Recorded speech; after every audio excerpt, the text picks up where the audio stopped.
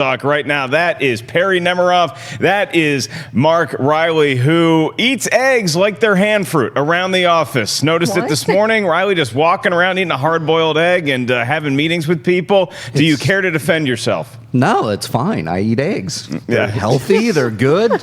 Yeah, you can eat it like a hand fruit. It's the way that you consume it, as though it were an oddly shaped and colored apple. I was running late today. I had to eat an egg so I could take my vitamins, have something in the stomach, and I wanted to do it fast because I had to be on movies. Look, I care about all of you.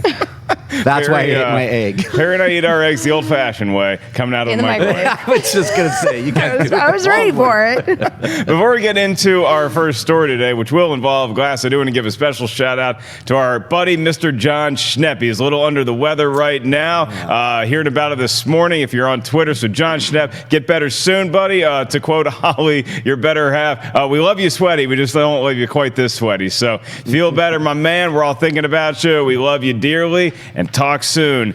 In the meantime, we do have some cool movie news stories to get to. The first one being Glass. Entertainment Weekly just having a lot of neat images for us to talk about. And we get some from Glass as well as some interesting quotes about potential plot details from the movie. There you see what I feel like in every meeting. And then Sarah Paulson is one of the new characters in here. And she deals with people who have psychological issues, namely those who think that they are some sort of superhero, whether that's imagined, whether that's reality. And as we've seen from the characters that are going to be in Glass, James McAvoy's character, Bruce Willis's, and Samuel L. Jackson as Mr. Glass, Perri, there's varying levels of reality with their belief that they are, in fact, superheroes. Seeing these images, particularly the one that struck me, is the one of the three of them in the room together that was teased in the poster, now seeing it in the full scope of the shot. How do you feel about this? I think it's beautiful. I love that image too, but that's actually the one that struck me least because that was the one that I had kind of already seen.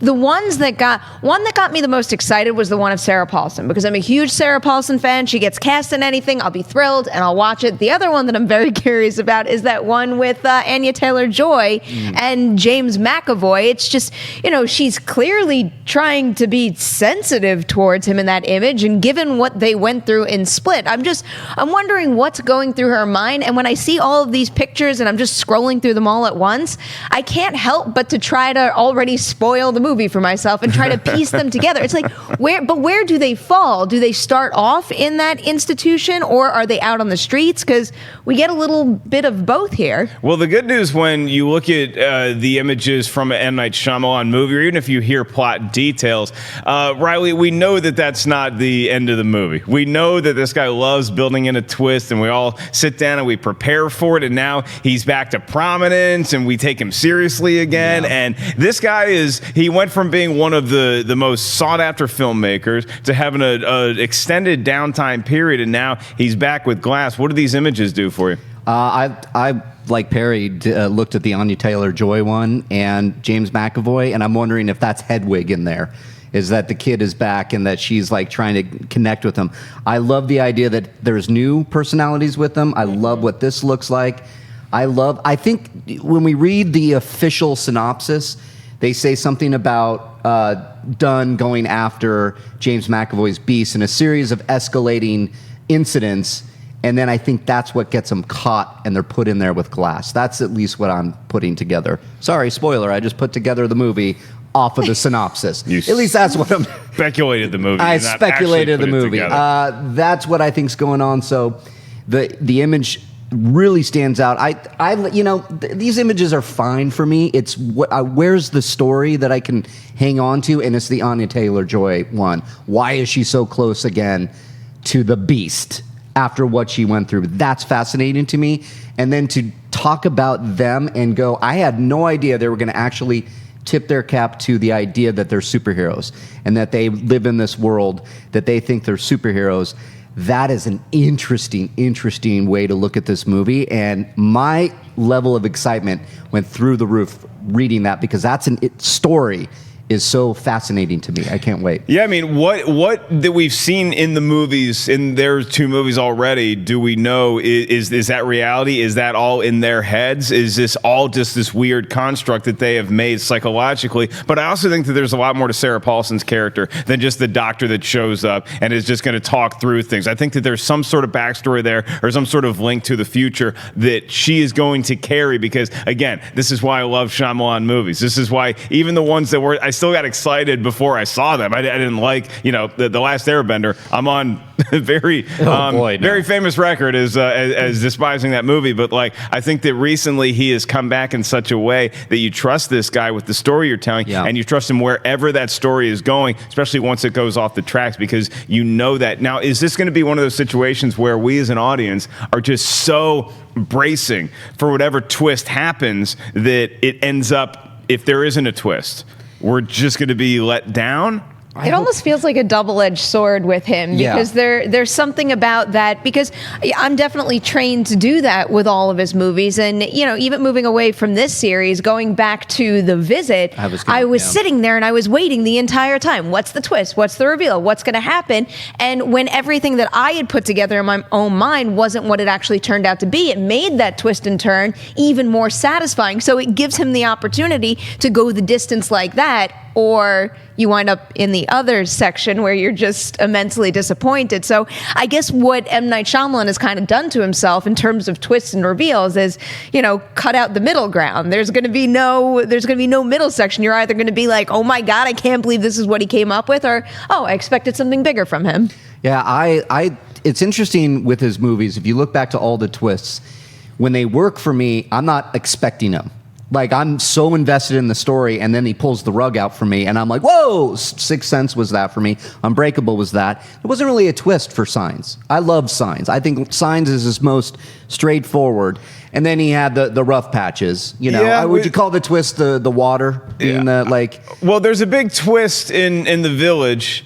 Well, The Village, yes. And that was the one Village that I, is at the one time, didn't respond to, and I think that upon a more mature viewing, I think I probably would dig it a little bit more because I'm not fresh off the trailer where I was sold one. Because the twist in The Village, I felt like I was sold something that I didn't get. Yeah. The other ones, I was sold a thriller, and then they just happened to go in a different direction that was like, oh, that's crazy. With Signs, you're right, there wasn't a twist. There was some callbacks to things that happened, and it's like, so there's always his stories are at the very least they're a puzzle that you're putting together, and you say, oh, I remember that piece, and now I get it because that was one of the first pieces I saw, and now it fits in here towards the end of the movie. But I agree with you. It's a job of the filmmaker, and M. Night Shyamalan's very good at this, of telling such an interesting story that we forget what we're expecting at the end of the movie. And that's the job of Glass. It's a high bar to hit, but with this kind of star power and with this kind of setup from Split, I think it's got the potential to do it. Yeah, and you look at what he did with Split, and then I was waiting for a twist, and it wasn't a twist. It was a reveal, at least for me. Everybody's like, just make sure you stay there and watch this. And I'm like, oh man, I'm waiting for that M. Night twist. You're Ellis, calling it a puzzle is perfect. That's exactly what he does. That's kind of what I do around That's here. exactly what he does. I love that idea because you get those pieces. The Village, I did get a piece that I thought I called, and I went, nah, he won't do that. I remember being in the movie halfway through going, nah, he didn't know. That's stupid. He wouldn't do that. And then he did it. I'm like, how did I call that? And stupid. But then watching it again, I was like, yeah, it's kind of okay. I can kind of get behind it.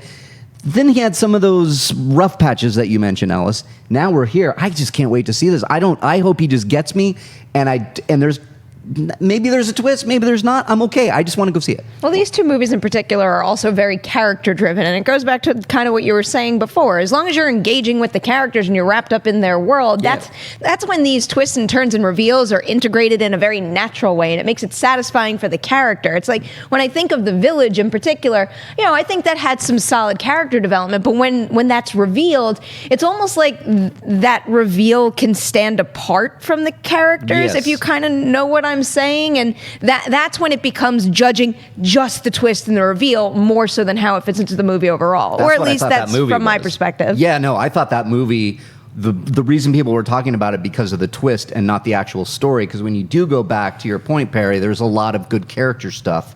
and there's a lot of good, like creepy, and the filming is wonderful. I wanted the creatures. I wanted those to be real somehow, and a twist was involved there, but I didn't want it to be. Are we spoiling The Village right now for everybody? I think they've had plenty of time. I didn't want it to be modern times. I didn't want it to be. I wanted it to be back then in colonial times with creatures in the mist.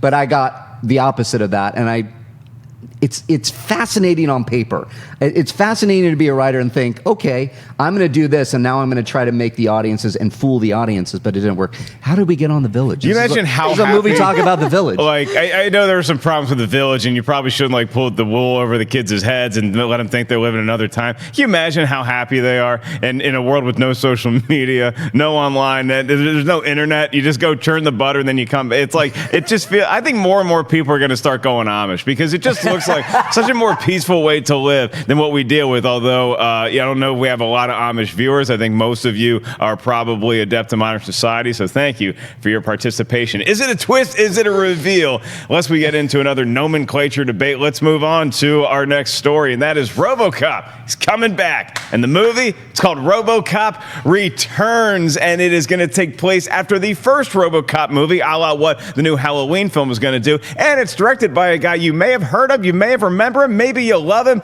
Neill Blomkamp, the guy who did District 9, then went on to do Elysium, which I loved, and then went on to do Chappie, which I was not that big a fan of. But I believe in Neill Blomkamp. He was working on an Alien treatment forever, and then that got shoved aside when Ridley Scott stepped back in to do Alien Covenant and continue his own franchise. So if you can't do Alien, Reilly, you may as well do another 80s popular genre film. Why not step up to the RoboCop plate? Now, we did have a RoboCop movie come out fairly recently, I believe in 2014. Yeah. It came out, and it didn't do that well here. Did better internationally, but it just didn't hit with the public in the way that the first RoboCop became a part of our public consciousness. Yeah. Do you, Mark Reilly, buy this for $1? Oh yeah, I'll buy a full ticket for this. I'm gonna go. Okay. One, there's two parts of this that are hard for me to work through. One, I don't want studios to rely on these nostalgia movies anymore. Well, if the story calls for it.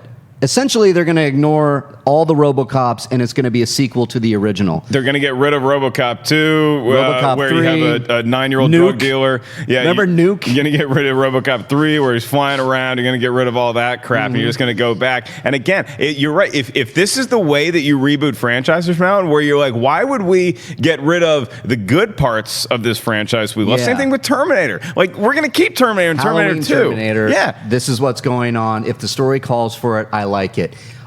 What's fascinating, go behind the scenes. The writer's strike happened right after RoboCop. The original writers created a script. In that script, they had a story that they liked. But then Verhoeven had to go off because of the writer's strike. He went off and made, I believe, Total Recall. No, he went off. I can't remember. Total Recall was probably his next movie. Was it? Yeah, I can't remember what he went off and saw. I think it's in the show notes. But they had this idea, and then so MGM goes back and revisits that script, and they go, "You guys made a sequel that was very reminiscent of these times now, because in the sequel script for RoboCop that they put out there, in that script in the story, a reality star is made president." Oh, that sounds familiar. It sounds very familiar, doesn't it? And I went, "Oh, interesting." So they looked at that script again, and they went, "There is a story here. There is something that we can mine here that has the shades of the original RoboCop." It was very politically tinged, which was very interesting and a sign of the times. At that point, 1988, and a future that, commerce gone crazy and greed and everything, and the big corporations that can actually police people, right?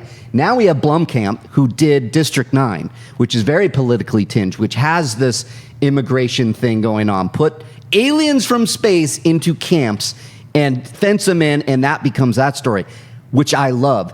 He's perfect for this. So I love this idea that they're actually going to go in and make this with a really interesting story. My only problem is I caution studios to do that with every franchise out there, because it seems like we're on a trend now. This is the third with Terminator and Halloween we have now.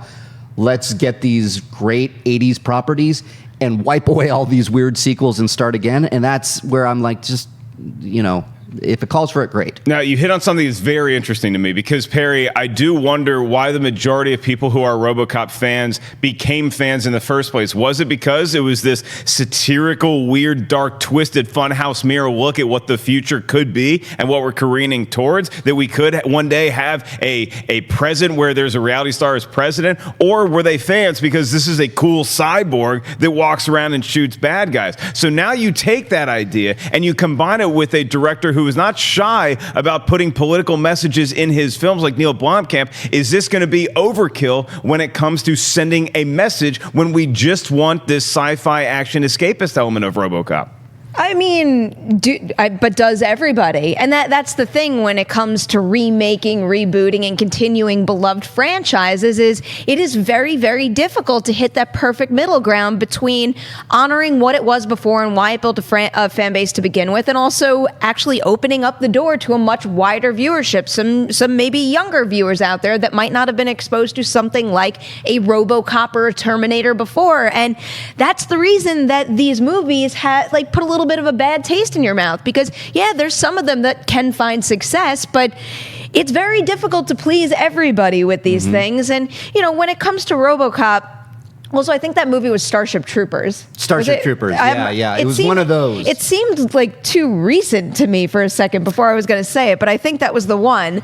But when I first read this headline, my initial reaction, because also with Comic-Con coming up, I feel like I remembered like it was just yesterday when RoboCop was at Comic-Con, and all of a sudden we're doing it again. I mean, come on. But then you throw Neill Blomkamp's name into the mix, and that changes things for me, just for me personally, because I'm a fan of his and I want to see him make another feature film, especially because I like Chappie, and also everything he's doing at Oat Studio right now is incredible. You could tell that no matter what you like from his resume or not, that he pours everything he has into the stories, into the characters, into every little detail. And given the fact that RoboCop, the first film, is so important to him, and he identifies with the themes that were important to him as a kid, but has also seen how they transitioned as an adult, that seems to be, to me at least, the kind of mind that will pave the way to wider success for another RoboCop film, rather than what we saw in 2014. Yeah, and the way that he set things up in Elysium, to me, is one of the most impressive aspects of that movie was just the way that he composes shots, the way that him and his DP work together, the effects in that movie. There's a scene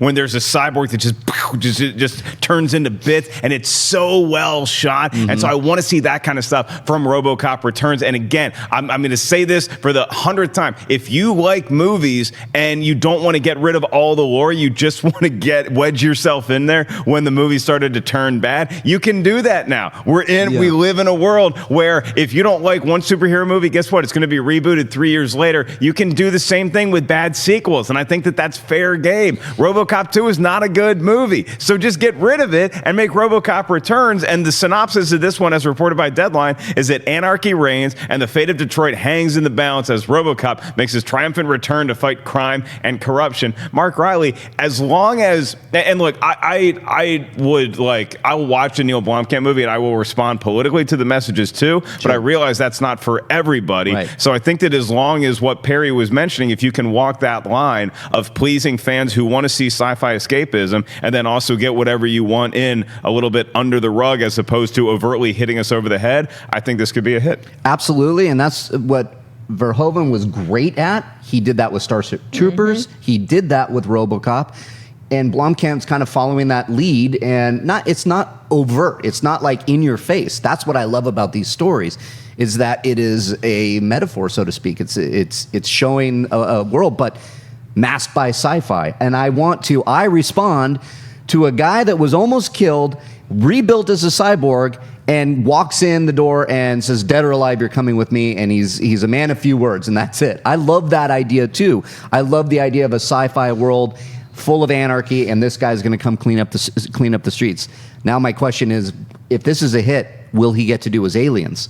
Because I would love to see that. Oh, come on, relax. See, I'm a nerd though. I mean, it's like, I'm like, caution the studios, don't do this, don't do it with but All of just the I red- like the idea of Sigourney Weaver It's coming back. incredible how when he would first put out, his concept art and stuff, I would get so excited, and I was Yeah. rooting for that movie so hardcore for a long time. And now there's so much red tape that as soon as you said that, I'm like, Yeah, I know. We can't I think do Ridley that again. Scott, but Covenant went away. Ridley Scott, Covenant, not so much success. The Right. Fox Disney. There's just so many reasons why that is probably not going to happen in the near future. Did you see Perry's head explode live on camera?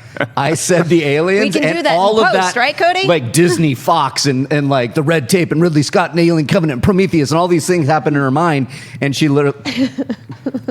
It's frustrating. Nice. Let's get a good Predator movie this September, okay? There it and is. And then let's see if we can have them tangle with the. You might get an alien tease in the Predator movie. Again, I don't know what the actual rights are, but these new Predators, they've been juicing. They've been shooting each other in the butt in the bathroom stall before the game with steroids. So that's alien DNA. So are they taking xenomorph DNA and putting it in there? Is there going to be a tease of that, a la the end of Predator 2? I would love that. I know. Wouldn't that be great? They have the alien xenomorph DNA. No, I don't know about that. In honor of John Schnepp, we are all dripping with sweat right now. We just got really sweaty. Towel that off and mention somebody who you probably have heard of. He stars in some big-time comic book movies. Chadwick Boseman. He is actually re-teaming with his buds, the Russo brothers, to star in 17 Bridges. It's a new thriller. It's going to be produced from XTX. Brian Kirk has signed on to direct the script by Adam Mervis. Now, Brian Kirk, you guys probably know from Luther, and he's done a bunch of Game of Thrones episodes. The story follows a disgraced NYPD detective played by Boseman, who, after being thrust into a citywide manhunt for a cop killer, is given a shot at redemption. It's going to be him going after this guy, and who's going to help him? RoboCop. No, sorry, I got the last story. But this one seems pretty like hard hitting, pretty gritty, and something that Chadwick Boseman is going to be great at, I would imagine, because we've seen clearly the action and acting chops that he brings to the role of Black Panther, but also he can play anybody throughout history and time. He's pretty much done that. So now he's going to play a fictional character, and he's reteaming with the Russo brothers, Reilly. Yeah, I as I said on the news yesterday when we covered this, when I read the synopsis, the actor in my mind was Idris Elba. Because he just seems a little older, a little more grizzled, a little more like a veteran of the police force. And Kirk has worked with him before exactly, as well. on Luthor. So that was what jumped out to me, because right now I look at Chadwick Boseman and he is Black Panther to me. He is T'Challa. He is regal. He is like soft. He is a man of few words, if you will. He just seems like he has an economy of words that I just love in that character. And I didn't see it at first, but when I was prepping for the show, I was like, this is the time that he can come out there and make us forget that he's also T'Challa, that he could be like push him to the stratosphere of and that's what I want to see. Until I see more from the movie, I mean, this sounds like a pretty reasonable plot that we've seen before, but you pull in the director that we have, have the fact that the Russo brothers are producing this and getting outside of the Marvel universe and doing something more grounded, reality, gritty, cop. These are stories I love. I'm excited for this one. I love Chadwick Boseman. I want to see him just knock it out of the park. Yeah, and Perri, it's from the Russo brothers who are going to help produce it. Joe and Anthony Russo are going to produce it, like we said. Brian Kirk directing it. Does this get you out of bed in the morning? Kind of. I mean, I like everybody involved, but I'm still hung up on that log line, which at this point in time, there's just nothing special about it to me. The Russos are great. I'm sure Chadwick Boseman will absolutely crush it in a role like this. I've seen him do a whole bunch of roles where he's great in it beyond the MCU, so I know what he's capable of. But until I read a little something about this story that shows me why it's a little different, a little special, and I'm not saying, it needs like an M. Night Shyamalan style twist or a high concept or anything like that, but He's actually dead. There you go. Oh, well, now I'm going to go see it. But just something to make him stand out or make the scenario stand out. I'm not going to flip out over it. Yeah, the thing that stands out to me the most when I read this story is that Chadwick Boseman is playing a disgraced NYPD detective, because when you look at him as T'Challa, he is the moral center not only of his people in Wakanda, but also the entire MCU going forward. He's the guy. It's like, we're not sure if this is the right thing to do. Let's go go knock on T'Challa's door and see if he's cool with it. So now you have this situation, which is totally different. This is a 180 where he's the guy who no longer has this moral core. Maybe he's trying to regain it, but I like that he's stretching himself in that vein because, again, I think that the thing that you want to do, and we've seen it with Chris Evans and Robert Downey Jr., as far back as Michael Keaton, when Michael Keaton was Batman, I think that his next step was, what else can I do that is not going to label me as a superhero? And he was making that movie One Good Cop, I think right after Batman Returns or right before Batman Returns. And it's the same kind of premise. It's like this cop, you're not sure if you can trust him or not, and it's just a role that you can sink your teeth into that is totally different from being a superhero. So, Reilly, it seems like this is just a nice move on his part to get away from the fact, even though he's still, being produced by Joe and Anthony Russo again, it's like, let me get away from this superhero genre as far as I can. Yeah, and that's it. You brought up all those great examples. I mean, that's what you want. I mean, you might be remembered forever as your alter ego superhero self, like Christopher Reeve will always be, Clark Kent Superman for me. But I remember him trying to bust out and do movies that some landed, some didn't. Same with Robert Downey Jr. Now, if you look at some box office stuff for Robert Downey Jr., he makes his box office with Iron Man, but when he goes and does something like The Judge, I know it doesn't do crazy business. I personally like it when that, but there's not those movies that totally hit like separately from that. I think this could, just based on everything you said, the log line, which is not, it's not like anything we've heard crazy, like, oh my God, what's the twist here? But it's something he can sink his teeth into. And it's something that can just, again, disgraced cop. What was he disgraced of? What happened? Is he in a bad shape? Like, is he an alcoholic? Is he like down on his luck? Whatever it may be, and this is his redemption story.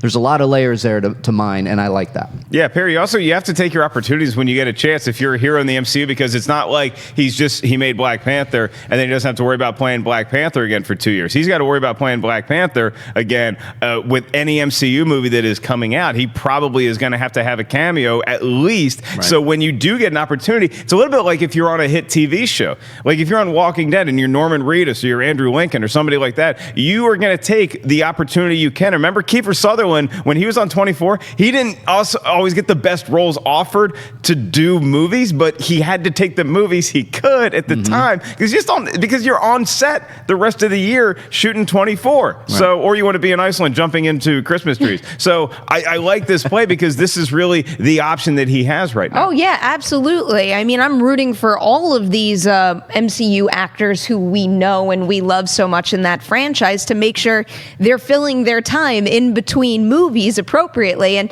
this to me looks like the time between his work on Avengers 4 and whenever they're going to start shooting Black Panther 2, if and when they start shooting that. I'm pretty sure we all know they're going to make a Black Panther 2, but this is what he needs to be doing right now. So I wouldn't be surprised if after this announcement we hear he's attached to something else too, because I think he's going to have enough time to make, who knows, maybe a couple or a few films before he really has to fully give himself to another Marvel production. Yeah, cameos could happen, but at least that's something that, maybe you could knock it out in a day or two of shooting, whereas a leading role in a film, and especially a leading role in a Marvel film that then comes with this massive press tour, it's going to gobble up his time a lot.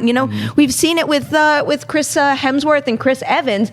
They're two guys that have had some, varying success with the movies that they've put in between their Marvel movies. So comparing what Chadwick does to what they did, and also with Chris Evans and Chris Hemsworth, especially Chris Hemsworth, actually, now that I'm thinking about it, it seems to be finally working out for him, because I just keep going to like Black Hat, and he's fantastic in Rush, but that didn't really make a ton of money, and then In the Heart of the Sea didn't really do all that well, but then all of a sudden it seems like he found a little place for himself with more comedic roles, with Men in Black coming up, that sounds like the greatest thing in the world. So I'm just curious, because this to me is the start of his own separate path that he could differentiate himself from the role of T'Challa, where he's going to carve something out for himself. This to me looks like the beginning of it. Am I the only guy on the planet that enjoyed Black Hat? Am I the guy? Yep. I raised my hand.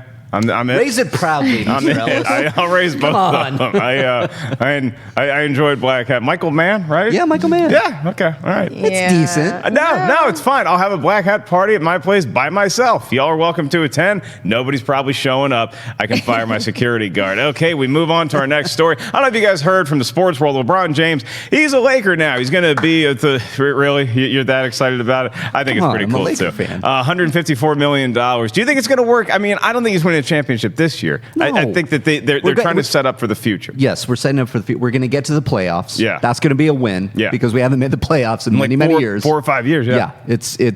This is the Showtime back. The same thing. Is this sports talk now? Well, I mean, we're setting up Lakers? for the future for the Los Angeles Lakers. We're also setting up for the future of LeBron's other career endeavors, one of which is going to be producing a new comedy with his company Spring Hill Entertainment, and that is described as some sort of body-swapping comedy that LeBron James is in talks to star in as well. It's going to be written by Steve Mallory. Steve Mallory works on a couple of the Melissa McCarthy movies of late Superintelligence, the one that has yet to be released, as well as The Boss. So Mallory knows comedy. The Boss was a hit or miss. I was laughing my ass off for 45 minutes, and that movie went off the rails for me. But Steve Mallory clearly has some game in this department, and LeBron James, it would be his next starring role since he was in Trainwreck and got very good reviews in that Judd Apatow comedy. Now, he was playing more or less a version of himself. In this one, you might get the same thing, but a body-swapping comedy with somebody who has a very recognizable body. Perri Nemiroff, who should he be swapping bodies with? Oh, yeah. I mean, this, I don't entirely know what to make of this because I like him in Trainwreck too, but, great in you know, he's still playing himself, and it depends what this winds up being, but the fact that he's in it from the beginning and he's kind of working with everybody from the start makes me think that whatever this role is kind of tailored to him. I think you kind of have to do that with someone like him who is such like a presence that everybody out there knows. So I'm just curious to see if we're actually going to get a little more validation for his acting chops in something like this, but really good on him. You know, he's got every opportunity in the world, and right now with his production company, if he wants to be in the film industry, he's doing exactly what he needs to carve out a really strong place for himself, because this isn't the only project he's involved in. He has other things that he's producing that he's attaching himself to. So this is a good move if he wants to be here. Yeah, what I appreciate about LeBron and really the entire career that he's forged, Reilly, in the NBA is that he really has taken his ability, his talents into his own hands. And whatever you want to say about him taking his talents to South Beach and the way that was announced back when he went to the Heat, and I think that he should be, criticized for the way that he kind of held everybody hostage for a little bit and then made it a big TV show. But I think this is very smart, and this goes along with what he's been doing, and that is that he's not going to be held hostage by a organization in the NBA or by anybody else that wants to turn him into some sort of Hollywood star unless it's on his terms. Because you look at the movies that Shaq was in early in his career. I don't know how much Shaq still goes back and watches Kazam or Steel, but this is LeBron really trying to position himself in the future in the same way that somebody like The Rock or what John Cena's trying to do now, where you come from the world of athletics or sports entertainment and you get into movies, you're doing it your way. I really appreciate LeBron in his basketball career. I think he's making the right decision so far in his film career. He really is. When all the speculation around him coming to the Lakers, I was looking at all the development projects going out there. And then a shout out to this isn't Space Jam 2 lower third. I know, thank you, Cody. I know he's dying for Space Jam 2, and I just looked at that. Can we just give a round of applause to all the... Yeah, I mean, because it's not just this one. They're so good across the board. They're so good at everything. Yeah. Our post team, our editors, everybody out there, Cody, this made me laugh so hard because I know Cody and a lot of people do not care about anything but Space Jam 2. They want Space Jam 2, and we did get that announcement that it's in development, that LeBron's going to do it. So where is it? But he's positioning himself. What Colin Cowherd said on his show is that he's in the third stage of his career now. He is the mogul. He is the person now that a lot of these athletes do. They have cemented themselves in the Hall of Fame in their one profession in basketball. He was great in Trainwreck. I almost said Train Spotting. That would have been an interesting movie. Wow. And I thought he was fantastic. I thought he was one of the better actors in that movie, and somebody that, like, when Shaq shows up in a movie, it's Shaq. You're like, he kind of disappeared for me. I know he was playing LeBron, but it was such an exaggerated version of him that I was like, this guy's good. So this movie in particular, I think, is a really great move for his acting and producing, because body swap comedies are fun. At the end of the day, they're pretty fun. I can see him swapping, but I don't know, is he going to play LeBron and then, like, a guy like me jumps in his body and he jumps in my body? Oh, that God, kind of what thing? what I would not give to just be able to jump in LeBron's body. Right? Just give me one game. Just give me one game. I just want to feel it. I just want to see what it's like. Yeah, I mean, that's all of a sudden you're like, he wait can a host minute. this show. He can host this show as me. He can do a better job as me. I can't play basketball as well as he can, but I think he can host this show as well as I can. And is it like not LeBron, but he's in the sports world and it's that kind of thing? Well, the second you started to explain that, I mean, with this epic deal that was just made, wouldn't it be interesting if this kind of, blurred the lines between fiction and reality? And it's like he signs this big deal and all of a sudden some person who dreams of playing basketball swaps bodies and then takes his first game there or something? Yeah, I mean, I grew up watching the Lakers. If I were to jump into his body and play for the Lakers, I mean, what would that do for a guy like me? Or it could have like a Jumanji type spin where you got a kid sitting at home and the kid can play video game basketball well, and all of a sudden they're actually doing the real deal. Yeah, Take all these ideas. They're terrible. I mean, that's what it sounds like. I mean, the bottom line is he's making a lot of plays. I knew he was going to come to the Lakers because of all the stuff he was doing producing-wise. Yes, a lot of people are like, did he really come out here for his career in film? Yes, he did. He did not. He came out here because this gives him the best chance for the future to kind of usher in a young team, maybe get a couple more championships. But I think the first time in his career, he's not looking at this year as being like, I need to win a championship or it's a failure. You're just looking to solidify. You're just hoping that your point guard's dad shuts up for a year and lets you play basketball. And then the next year 2 is when he's really thinking win a championship. That's just my personal opinion. What if LeBron did a body swap with Stephen A. Smith? What if the guy who always would criticize LeBron now gets to be in LeBron's body? Now LeBron can be in Stephen A.'s body and he can criticize himself. That's great. See, the body swap comedy genre, there is a lot of potential. There really is. I love the idea. You put it in that's interesting to me. His haters, the pundits that sit there and criticizes every move. He now has to be one of those pundits on ESPN while that pundit jumps in and realizes what the life of a professional athlete is all about. That's fascinating to me. Yeah. I don't know where they're going with this, but there are a lot of ideas. I love this idea. I want to see this guy more in movies because of what he did in Trainwreck, and he's doing some great moves as a producer. The guy's a mogul now.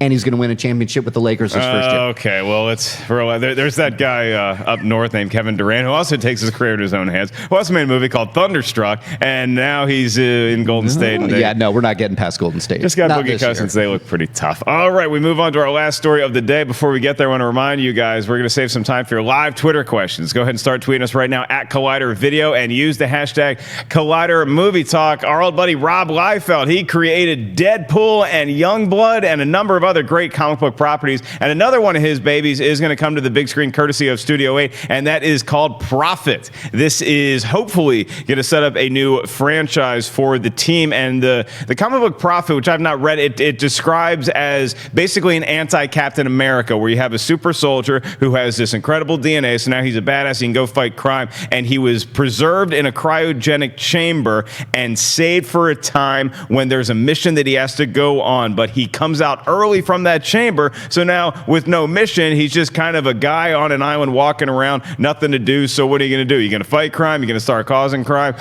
This sounds like a really cool premise, and especially, Perri, in the era of where we have superheroes who get all this super strength, and then all of a sudden they just want to go out and do good everywhere. This seems like this could be, you could have a comedic slant a la Hancock, but you could also have more of an anti-hero like what we might get with Venom. Prophet. Does that sound like something that you think could be the next big comic book book movie franchise. I don't know about big comic book movie franchise, especially when you loop in Studio 8. And actually, that pairing intrigues me even more because that to me says a little more, down, dirty, gritty, grounded kind of feel. And I don't know the source material. I don't know the tone that Liefeld went with for this, so I can't really judge from that perspective. But when I first read this, I thought it was a great logline and story idea, and you might know why, because I'm reading a certain something right now, and it reminds me a lot of it.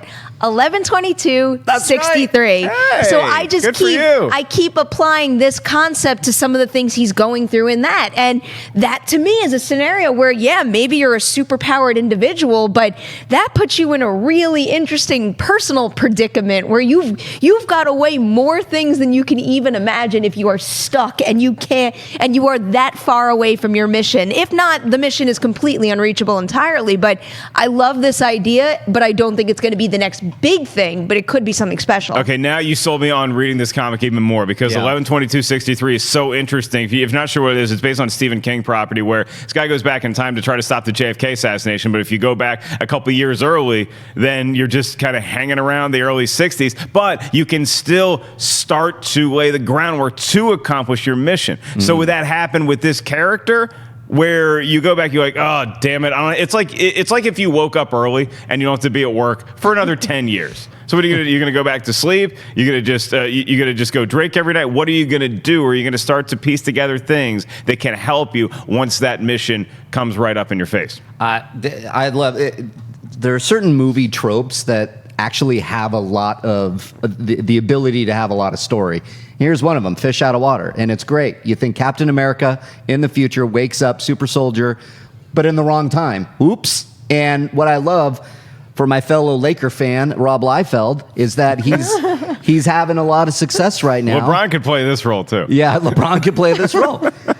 He was a little hesitant. He's like, I'm going to get back to you on what I feel about LeBron being at the Lakers, but that's beside the point.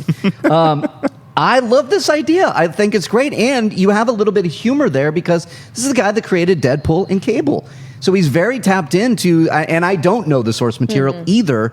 I'm just going to assume, knowing Liefeld's work with Deadpool, that we might have a little bit of bite to this character, a lot of humor, have the superhero tropes, but then put it in the prism of this thing that we've seen in so many stories, which is a fish out of water story, which works. I mean, that was Thor.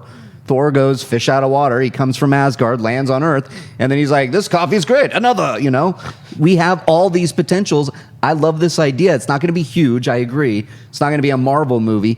But sooner or later, these Marvels, these DCs, we're going to have to branch out. We're going to see that with Bloodshot, with the new Vin Diesel movie over at Sony. We're going to be able to see if something other than a DC Marvel property does well in the box office. We need to start reinvigorating some of these things, get interesting stories. Here's one of them. I can't wait. It's very exciting stuff, and we're going to remind you guys that an all-new movie review talk is going to be tomorrow at this time, 9 a.m. PST, Friday morning. Scott Mantz and his special panel of guests going through all the latest movie releases, including this weekend with Skyscraper. We also have a new Jedi Council is going to be up later today, and the big news of this week, the Collider Collision, the movie trivia Schmodown epic event, drops tomorrow. Epic two-part series, a lot of incredible matches, whole lot of drama going on. It's going to be a lot of fun, so do not miss the Collider Collision tomorrow right here on Collider Video. Subscribe and tell your friends, hey, you like movie trivia? You like a little bit of entertainment with your movie trivia? Check out the Movie Trivia Schmodown and check out our podcast feed, Movie Talk. You get Movie Talk every day. You get Perry's Show Mailbag on the weekends, and you get Afterthoughts hosted by Ryan and Jay. We have a whole lot of podcasts that we're producing right now in the studio as well, like Mark Reilly with Reilly Roundtable. What's on tap this week, bud? Oh, we just had Patrick T. Gorman in, the creator of the Star Wars trilogy in 30 minutes. And we talked about how he performed for George Lucas. That was a big highlight. At Skywalker Ranch. How he performed for J.J. Abrams before we knew he was actually going to direct Episode 7. It was a great... And then we went into the whole Star Wars fandom and all the movies and everything. It's a great listen. So check it out. Up now. All right, well, we're doing a great show so far, so nowhere to go but downhill as we attempt to go into social media and aim for some live Twitter questions. But we do have a good one to kick off with, and that's our buddy Luis A. Rivera says, if Space Jam 2 does come out, yes. Cody, hold your breath. Space Jam 2 does come out. Do you see Michael Jordan in a small role in that movie? Perri Nemiroff, you think MJ would ever come back to be in Space Jam 2? I would want him to. I don't know what his priority is right now, but I'm with Cody. I love Space Jam, and I want to see Space Jam 2, and he's a pretty big part of it. So yeah, why not? Was Space Jam like one of your childhood movies? Do you put it up there on like the Mount Rushmore-ish of Perry's? I mean, my Mount Rushmore is probably more like an Empire Records, Stand By Me, Can't Hardly Wait. So it's not quite there, but I was the perfect age. I had my Space Jam jersey. No. I was into it. I still have a Space Jam. I know you do. It's reversible. You get Space Jam on one side, you get Monstars on the other side. Nice. So you wear it twice, and nobody knows that you're that big of a slob. Mark Reilly, Michael Jordan in Space Jam 2. What do you think? Yes, absolutely. He has to come back. He has to be one of the mentors to LeBron going, I can't do this right now. LeBron, I need you to step in. Okay, he's never, ever saying that. He's literally never, ever saying, hey, I can't do this anymore. He might step. Yeah, you're right. It's Jordan. Jordan's a little bit, he has that competitive nature. He's never going to be on camera being like, well, I don't have the skill for this mission. No, he's not going to say that. I see him more as like, he's running the Charlotte right now, right? Mm-hmm. So he's going to run this operation. When the aliens inevitably come back, he's going to call Bill Murray. You have to include Bill Murray on this as well, mind you. He's going to run the operation, and he's going to make a call like Magic did to get him to the Lakers. I love that I keep talking about the Lakers. And Jordan's going to make a call to get LeBron in, and they're all going to team up now. I don't see it in the cards right now. You don't see Jordan coming back? I mean, look, MJ, he's a very competitive guy. He's very cagey about lending his likeness to something that is not his Jordan brand. And so I just think that with Space Jam, I think that's a capsule in time, and I think that I just don't see him wanting to participate in anything that would either be a remake or a sequel to Space Jam. Now, you can pitch him on that idea, and I don't hate that idea of him, just coming back for like a scene as like a cameo or something like this, but I don't see it happen. There is a Jordan, like a 5 or 10 part documentary. It's coming out, I believe, on Netflix next year in 2019 that goes into every aspect of Michael Jordan's life. Cannot wait for that. That puts him back into the public eye a little bit more. It's not like he's gone away, but it's I don't see it happening. Knowing Jordan and his competitive nature and the fact that he's punched teammates before, I think you're right. I think he might be his, not ego, but I think he doesn't want to put the Jordan brand on it if he's not front and center. LeBron would probably eclipse that, I would think, right now at least. But yeah. I mean, I have a bet with my buddy comedian John Caparulo. Like Cap still thinks that Jordan might come back into the Big Three League at some point. Have you heard about the Big Three League? It's Ice Cube is the owner of it, and it's basically a league where you have ex-NBA players and like stars kind of from yesteryear. Yeah. Because they just play 3-on-3 half court, and so you have a lot of like stars from the past, and if MJ plays there, it's a done deal. It's a sellout every night. But I don't see MJ putting his skills to the test like that. Yeah. All right. Enough sports. Let's move on to our next question from Danny Carvalho. And he says, if anyone in the panel could trade bodies for one day with someone else there in the office, who would that be and why? Man, this is a very personal question, Danny. So if you're going to swap bodies with somebody, who would you swap bodies with? I think it's limited to the Collider office. The office. All right. You can abstain and say, I'm good with what I got, and I don't really need to be anybody else for an entire day. I choose Cal. I was going to say. I can nap and eat peanut butter all day. I know. I'd want to just jump into my dog's body and sleep all day. I'd catch up on my sleep and just go, where are we going? Cool. And just go everywhere. I'd want to know what makes Roca tick. I want to know what the rage is in that guy, so I'll just jump in his body and be like, yeah. But does it work? Does it work like that? He takes his whole like mindset with him into your body. That's true. You would get you need to play so this. I would just be stuck maybe in we Roca's should just body? play this sketch out to see what it might be like. You would get Roca's voice. I'd get Roca's voice. You would get that. Yeah, I would get his voice. Presence. I mean, in all honesty, I would like to jump into your body for a little bit. I'd probably ruin your stand-up career because I'm not that funny.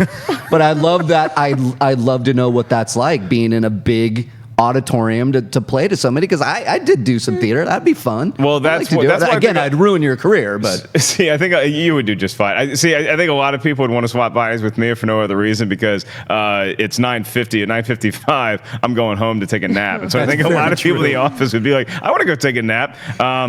Maybe not in this body, but you certainly don't want to wake up in this body. I can tell you that from experience. All right, let's do one more question, and we will call it a day. Nice. J. Scott St. Clair says, "What movies have become more and more enjoyable for you with each subsequent viewing?" And then there's a vice versa in there, like what movies tend to not hit as hard as they once did. Let's stick with the movies that get better and better and better as you continue to rewatch. Anyone stand out to you? You know what just jumped to mind is I watched Ready Player One last night, and I enjoyed it infinitely more than I did the first time. Yeah, because you know what we were doing? We started to go slow to get all those Easter eggs. I'm like, look at that guy, look at that guy, look at that guy. Like, I just noticed a bunch of gremlins at the end run. And I mean, I saw them at one point because, we were doing the Easter egg video, the rest in peace Easter egg video. Oh, man, I remember the day you got tagged with, hey, who's at the, for Reilly? You find all the Easter eggs in Ready Player One. That's the day you would have probably liked to body swap with anybody else in the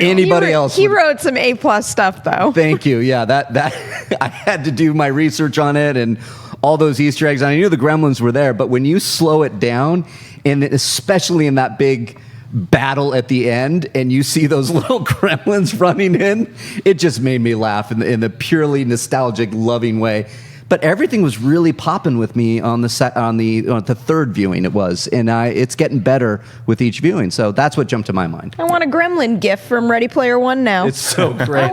They're like, and they just run in there, and I'm like, you go, gremlins. I have two, and there are two movies that are kind of recent and that I reviewed, and I didn't review them poorly, but I reviewed them kind of like in the B range. And then the more I watched them, the more I adored them. It was Bridesmaids. The first time I saw it, I'm like, this is pretty good. It's like not as funny as everyone made it out to be, and now I just cackle more and more every single time I watch it. The other one was Ex Machina, where the first time I'm like, I like it, but it's kind of slow. It's not really hitting. And then the more I watched it, the more I caught details, the more I really understood everyone's mindset and what was being played at any given moment. And I could just watch that Oscar Isaac dance scene. Just pause the movie right there and just play that over and over and over again after, and I'll be good. Yeah, I think comedies in the Bridesmaids vein, comedies tend to work one way or the other with Jay Scott's question, where you either you love it more and more every time you watch it, or it's like the jokes hit less and less. Animal House for me, it's just endlessly rewatchable. Same thing with Monty Python and the Holy Grail. It just somehow I know what's coming, and yet I'm still surprised, and I laugh even harder with each subsequent viewing, which probably both those movies is getting up into the triple figures now. How many times I've seen those movies? I'd also say a more recent movie that I liked the first time, and I just find myself whenever it's on TV getting sucked in, is Captain America: The Winter Soldier. Oh, so yeah, because I didn't give it the glowing review that everybody else gave it when it came out, and I was like, yeah, it was good. I still think I like the first Avenger a little bit better. I like an origin story, but I think that Winter Soldier, it's a good movie. Yeah. Hot take. The Winter Soldier. It's actually a pretty good movie. And I guess that's where we're going to leave it here for Collider Movie Talk for today and for this week. Thank you guys for a great week. And thank you to Perri Nemiroff, Mark Reilly, and the whole gang here, our hardworking production staff, coming up with those captions. Those are the ones that are the true heroes. And speaking of heroes, John Schnepp, love you, buddy. Feel better. Have a great weekend, everyone. We'll see you on Monday. Hey everybody, Mark Ellis here. Thanks for watching this episode of Collider Movie Talk. You want to watch more? Then click up here, or you can click right here for more great content from Collider. And if you haven't subscribed to Collider Video, do so right now and share this vid with your friends. Thanks for watching.